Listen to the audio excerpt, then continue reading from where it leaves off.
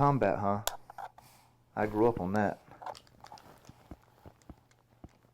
Let's see. Take this.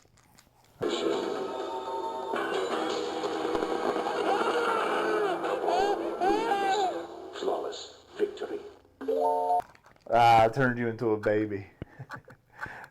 Howard Barrett. Oh, sorry.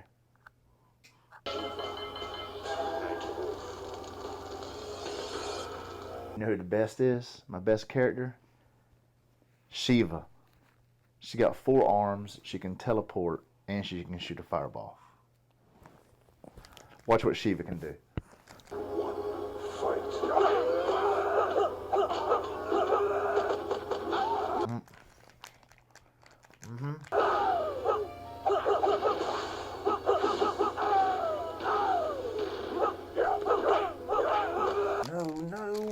No.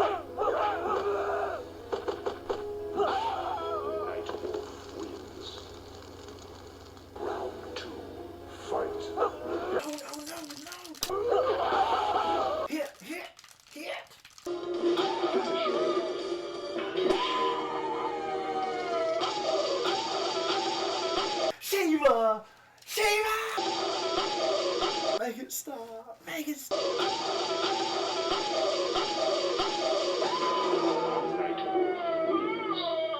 Flawless victory. Where you going? I want a rematch. You can't leave. I want a rematch.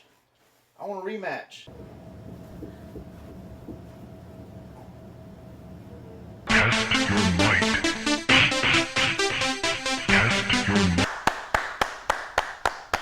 Alright, hello everybody and welcome to another episode of Running with Scissors. I am your host, Mark Everett. And I'm your co-host, Kalina Bloodcloud. And I want to wish everybody at home a Merry Christmas. This is actually our last episode of the first half of season 1. But we have a great show tonight. I'm looking forward to it. Are you having a great Christmas? Yes, about yourself. I'm having a blast. Can't believe I'm here. I'm ready to go home. Just ready to go home and enjoy the rest of my vacation. And that's actually why we're taking off for a while. Spend some time with some family, and we'll be back in probably about a month or 2, maybe earlier. But anyway, we have a great show tonight, and we'll get started on it right after this.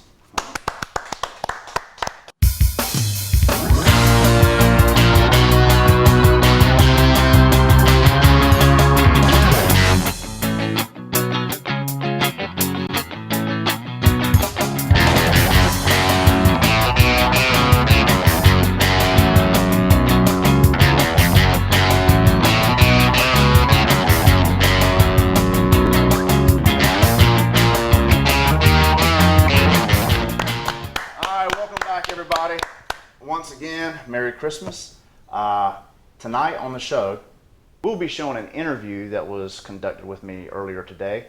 Since this is our last episode of the first half of the season, wanted to let people know who I am, what I represent, and how this show came to be.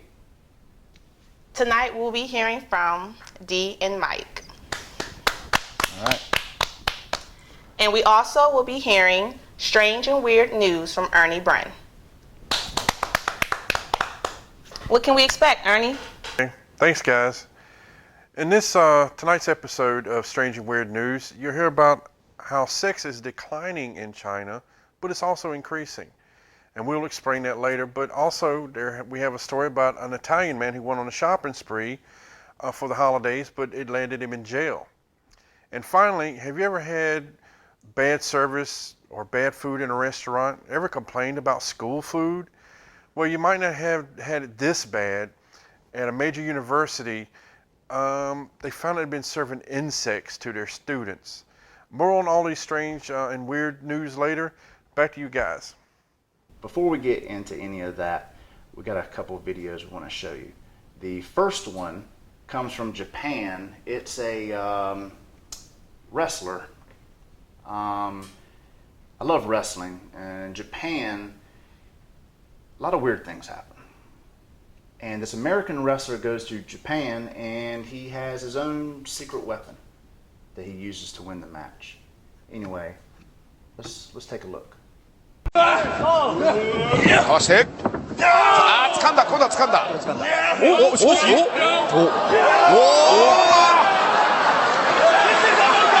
This is アメリカとさすがアメリカ人欧米人物が違うとはこのことですね逆にディーノ選手の指の関節が決められてますね。工藤選手も D の All right, and the next one comes from Roland, and it's Darth Vader with an apprentice. But even some teachers sometimes need a lesson. That's true.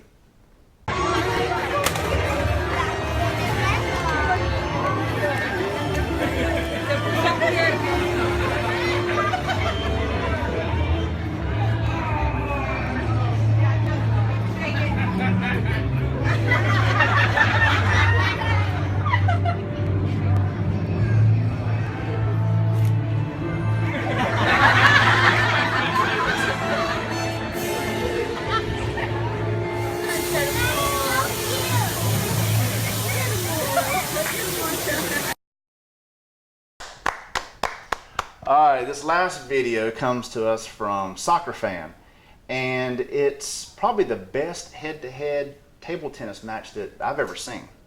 Let's take a look.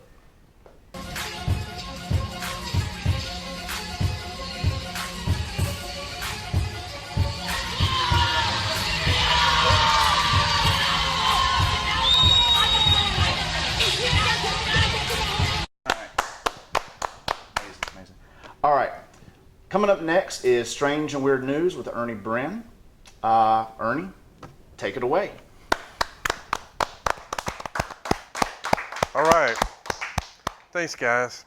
All right, on to tonight's Strange and Weird News. Our first story in China. One business is booming, and guess what it is? It's the sex doll industry. Yes, you're right. Wives are buying sex dolls for their husbands to avoid having sex with them themselves. Women in China no longer want to make love to their partners, and they're picking them up to satisfy their partners. You know, they don't want to have sex with them anymore. In Xi'an, China, home of about 2,000 sex shops, one sex shop owner says, you know, when the shop was, you know, in 1998 when he first opened, he only sold about 100 a year. Now he's selling 1,000. And they sell, well, there's other sex shops there besides his, and they sell over $10,000 a year. He said people in China repressed about sex. They think sex is ugly, and you know they don't want to discuss it. The majority of sales go to older people, inexperienced youth, migrant workers, you know, men in long distance relationship, and widows. Some dolls, if anybody want to know the prices, start at $150. And it can go up to in the thousands of dollars, what they do. All right, our second story.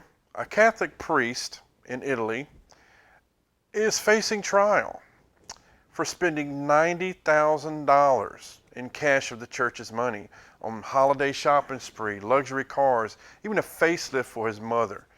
The 57-year-old priest put in charge of a $15 million account in Legionero near Venice, Italy. But instead of distributing all the money to charities for the poor and by the church, he spent money on 2 sports cars, a motorcycle, a skiing holiday, a trip to the Mediterranean and beach resort. He even paid for cosmetic skin tuck for his mother.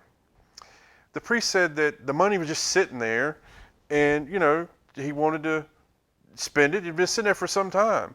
Fellow priests is the ones that turned him in. And after seeing a dramatic change in his lifestyle, of course, you see a priest pulling up in an exotic car, you're going to notice something. And let's see, they've taken up all the goods, you know, food and the sports cars and stuff they could sell, but you can't return a face tuck. And this is the 4th priest this year that's been standing trial for embezzlement. And our next and final story, I hope everybody's got a strong stomach. A repulsed university student has told how she was left with no appetite after finding a live cockroach in her chocolate cake. Laura Beth McGraw said she found the insect while dining in one of the University of Oklahoma restaurants and immediately shared the video by posting a clip online. She also claimed that she was eating the cake in couch restaurants and that 2 weeks earlier she had found another insect inside a piece of bread. According to the Oklahoma Daily Twitter account, other university members have also found insects in their food, moldy food. The list of food hygiene violations has been reported by inspectors. They say they haven't found any violations in the restaurant in the last 3 visits, even though complaints date back to 2009. Students have started uploading pics and videos whenever they order food or they found insects. They found moldy turkey clubs, flies in the burgers, cockroach in desserts, all sorts of insects and stuff going on. One student stated, "It's a top-tier university and we should have top-tier food." Since Laura posted the video, Oklahoma President David Boren has directed housing and food servers to thoroughly examine the situation and protect the students. Okay, everyone, that's it for Strange and Weird News. Back to you guys. Thank you, Ernie. Well, coming up next is another episode of Well Spoken by Dee and Mike. All right.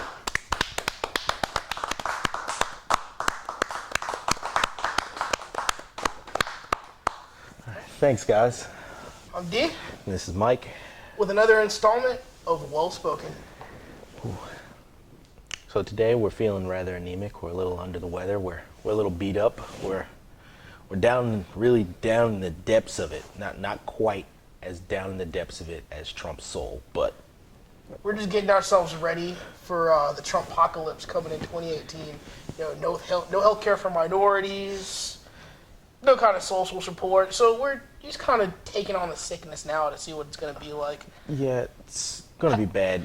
Is he promising us a police state or just armed thugs at the corner of every street he owns? We're getting jobs. But see, what's happening is that every wealthy white male's home will actually come with a fleet of African American laborers, but we get minimum wage, which in 2018 will be dropped to $125 an hour. You know, Free housing, though. This is sounding a lot like prison, but I guess we're technically maybe free. So what's kind of similar to prison but isn't prison? Indentured servitude. Isn't that kind of like slavery? No, it's indentured servitude. But you have to love the guy because according to most people, he says what he feels. He touches that deep, dark, horrible part of yourself that is afraid to speak out loud. There's a reason that part of you doesn't say anything out loud. It's always wrong. Here's a guy who stands on the wrong side of every debate in America. Race, class, drugs, gender. And I don't really understand how you can support him except that he hates so much that you have to identify with him. I really don't, like my skin's not orange. I have real hair. I don't, I didn't bootstrap my way up with $1 million loan from my dad. You really came from the bottom of that one, right? Yeah, man, it's been really hard. Really hard. I'm definitely waiting for that Trump remix to Drake started from the bottom, now we're here. That $1 million loan was a real struggle. Real struggle. And the best part about Trump, though, is that he's so insane that even people who are bigoted kind of have to step back and reevaluate their thoughts on it. Like, he's so crazy that you have to step back and go, whoa. Yeah, it's kind of like they're like, yeah, we don't want immigrants coming over, and then Trump just leaps over the whole conversation, and he's like, all immigrants are thieves and rapists, and then they're like, whoa, you can't even say that on national television. What are you doing? To be honest, that kind of extremist thought does more, I think, to push for better social conversations than any rational person could ever do. You just turn it up to 15 and you realize that, hey, maybe I'm being a little bit of a bigot. You're probably right, because I've had a few talks with some Republicans recently, and amazingly they've come across the table and been like, we don't agree on a lot of things, but I don't really support Trump because he says a lot of things that make me reach down to myself and say, that sounds like my granddad when he was telling me to kill and I really have some deep-seated insecurities with that. He's stepping into America into a vulnerable time. Like, again, we have gender inequalities, we have race inequalities, and what might actually be a legitimate race war brewing. We have the end result of the war on drugs that's lasted decades. There's just unrest in every possible direction, and it's kind of crazy how much negative going on in this country. It's almost as if it's built on a giant Indian burial ground. Indian burial ground. That couldn't be. Like, No, that'd have to be like dead Indians for that, right? That's ridiculous. That's ridiculous. Yeah, But, you know, ridiculous. surprisingly, Trump had some very choice words for our current president. I'd like to give you guys a chance to actually view our current president's response to those words. It's thrilling. It's fantastic. Amazing. Equally with the president, he's probably the worst president in the history of our country. What? Oh man. Oh man, oh man. Not again. I learned to lead from Mandela. You could never check me. Back to back like my terms in office, they couldn't get me. Back to back like two duelers that's about to take 10 paces. Back to back like Trump's divorces, I said it, now face it. Oh, thinks he's important because of his riches. So when I look back, I might be mad that I gave this attention. But it's weighing heavy on my conscience. And now here comes the man straight out of Wash. I'm convinced that this man is straight insane. I should have let Univision host shorter paid. You gonna make me buy bottles for John McCain. You gonna make me go buy you a new toupee. I heard there's a price tag on your back. I'd be more concerned where El Chapo's at. She's about to trope you. Okay, I love that video. It's What fantastic. are those? It's hilarious. I hope you guys enjoyed that. Well, we're out of here. This has been another installment of Well Spoken with D. And Mike. Back to you guys. Thank you. Thanks, guys. Since I've been doing this show, I had a lot of response on YouTube, Facebook, things like that. There's been a lot of people asking me basically, how did I get started? How hard is it to make a show? Wanted to know more about me, you know, because I just kind of popped up very recently on YouTube. Anyway, earlier today, we had an interview, and Kalina actually got to ask me some questions, and we got it here for you now. All right, so let's take a look at this interview. Hello, my name is Kalina Bloodcloud from Running with Scissors, and today I'm interviewing Mark Everett. How are you doing today? I'm doing good. How are you doing? I'm doing well, thank you. Glad to be here. A lot of people's been asking me questions. Good. Yeah. Well, if you don't mind, I want to go ahead and start asking some questions. Yeah, sure. Okay, well, first, would you like to tell me and the viewers a little bit about yourself? Short version. Let's see. I was born in Charlotte, North Carolina. My dad was a military man. Mom's an artist. Moved around quite a bit. Ended up moving to the beach. Lived there for years. My dad, he was in, my dad was an older man when he had me. He was born in 1928. A lot about his age, and got into World War II. And then he was in Korea, and he was also in Vietnam. So, yeah, that was his life. And then he ended up retiring when I was little. We moved to the beach, and I worked various jobs, did some acting and some modeling, and ended up here in Durham. And started working, doing film work in Chapel Hill, and that's about it. That's, you know, the short version of it. I'm the youngest of 11 siblings. Wow. 8 brothers and 2 sisters I have. Yeah. My dad passed when I was 14. My mother's still alive. She remarried, and now I have 3 stepbrothers.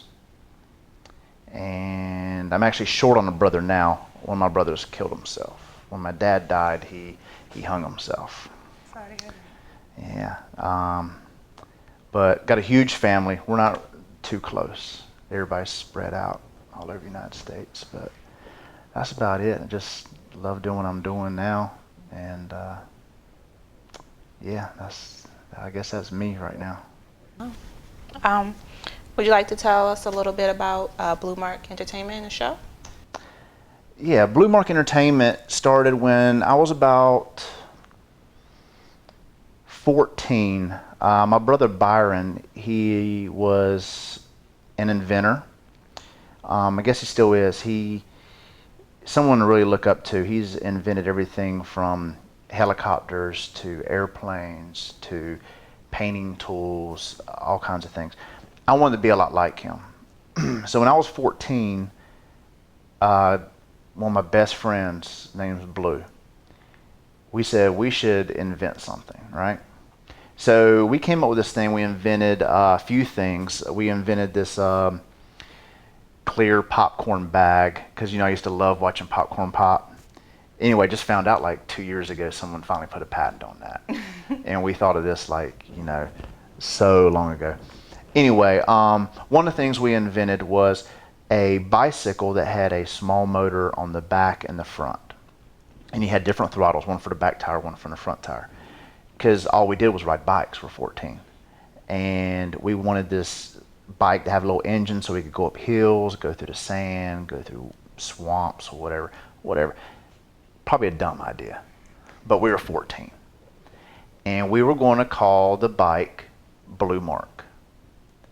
And we were going to have the bike, the image was the bike with like these blue flames coming off the back.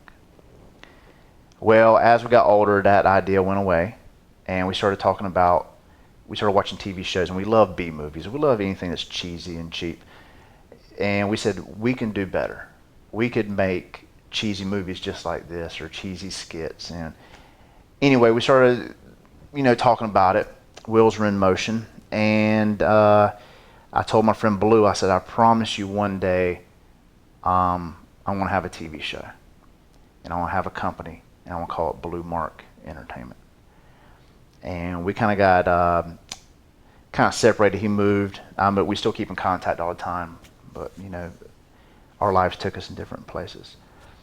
And anyway, I never forgot where I came from. I kept my word. And if you notice at the very beginning of our show, this bike comes out. And we wanted our skits, movies, TV show, we wanted to be edgy. And we're slowly getting there. We want to slowly take people on that ride. We don't want to, do something too edgy as soon as we hit the air. And if you notice, the top of the screen and bottom of the screen are different colors. It's black and white. And there's this gray area. And this bicycle comes pedaling out. And it's in that gray area where we want to be. And it's teetering back and forth, going into the black, going into the white. And you hear the bicycle pedaling. And when the camera comes down on it, you hear an engine roar like a motorcycle. And a lot of people were like, why did it do that? It's a bicycle.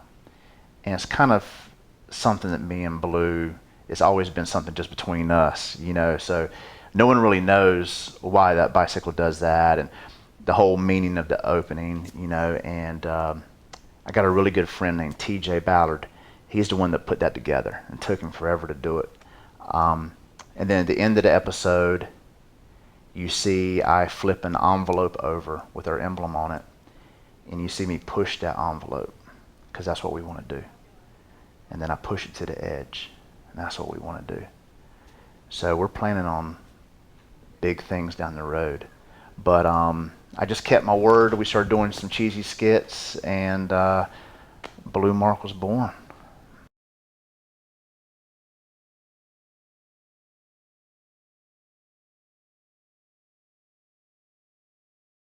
In the 12th year of Donald Trump's classy presidency, Trump White House Casino, blacks will still all love me, deport Rosie O'Donnell, WebMD for healthcare, gyms turned into sweatshops, ladies Mentis outlawed, SecDef Gary Busey, 5 golden letters. It should say Trump here. I'll marry my own daughter. China, China, China. You call the Muslims and build a wall next to Mexico. Oh, that was a great song, guys. I don't think we need to take a second take on that one. That was perfect. That was great. Hello and Merry Christmas, everybody. It's me, Donald Trump, and I'm coming to you from one of my beautiful, luxurious homes to let you know that if you elect me, Donald Trump, as your president next year, Christmas is going to be back, baby. That's right. It's going to be huge, bigger than ever. I mean, with me, I'm going to make it a law that every damn cup of coffee in the country is going to have like Merry Christmas on it like 5 times. It's going to be nuts. You're going to love it. You're going to be so sick of celebrating Christmas. I mean, we're going to be celebrating it more than those Jersey Muslims did when 9/11 happened. You know, it's huge. It's going to be great. You know, while I have your attention, I just wanted to bring up one thing. I mean, of course, Christmas is like the only holiday worthy of being celebrated this time of year. I mean, come on. You guys, you're just making stuff up. But, and to take the Christ out of Christmas, it makes my blood boil like I know it does to all of you. I mean, people love the Christ in Christmas. They just got to have it. I mean, my black pastor friends are texting me this all the time. You know, you just got to keep it in there. But let me ask you one thing. What about the Jesus part? I mean, did you even know that Christmas is based on a real guy? And get this. This guy was crazy. I mean, he was Middle Eastern, for one, okay? He was a son of refugees. Can't stand him. And I mean, this guy, he was a communist. I mean, he was a socialist. I mean, he was giving like stuff away and like healing people for nothing. It's crazy. Not only that, he was terrorizing. He was an anarchist, flipping like money changers' tables when they were doing nothing except their jobs. I mean, what's to do with this guy? I mean, if you're like me, you got to be wondering, what is this dangerous commie loser doing in my all-American holiday? I mean, how am I supposed to enjoy going to these crowded malls, getting all this debt to pay off my kids and make them love me again? You know, when he's over here telling me that I'm supposed to be like giving away everything I own and giving it to the poor. What is this? What is that? No. But don't worry, America, because Donald Trump, as always, has got a plan for you. So here's what we're going to do about Christmas.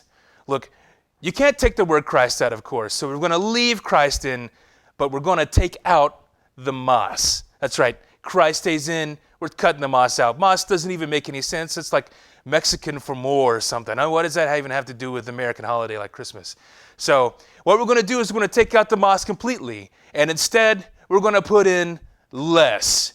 That's right, it's going to be Christ-less. Merry Christless, everybody. That's right, babies. It's the best of both worlds. I mean, you get to keep the Christ in Christmas so you can still flip your whenever someone forgets to tell you Merry Christless or whatever, you know, at the end of the year, or put it on your coffee cup. But it's also less about the guy, so we're taking him out of the picture completely. I mean, it's what's not to like? So all I have to say is you're welcome, America. I mean, I really hope that you're not sick of winning already, because I'm just getting started. And also I hope you're not sick of winning, because as of next year, you're not going to have health care anymore. Yeah. Anyway, you know, hey, I hope you guys have a Merry Christless. This has been Donald Trump, and I'm going to sing one more song. Would you like to sing with me? I think you would. Here we go. Let's keep the Christ in Christmas, but the Mas is Mexican. Man, this song's really slow. But let's take out Mas and put in less, so he's still there. It's just, you know, less of him. Hey, thanks everybody for coming and watching my show. I'm Donald Trump. I'm going to be everywhere. You can come, you know, you can get in line to shake my hand, but you're not going to shake it. I'm not going to touch you. You're scum. But hey, still, scum's got to vote, right? So vote for me, Donald Trump. Merry Christless, everybody.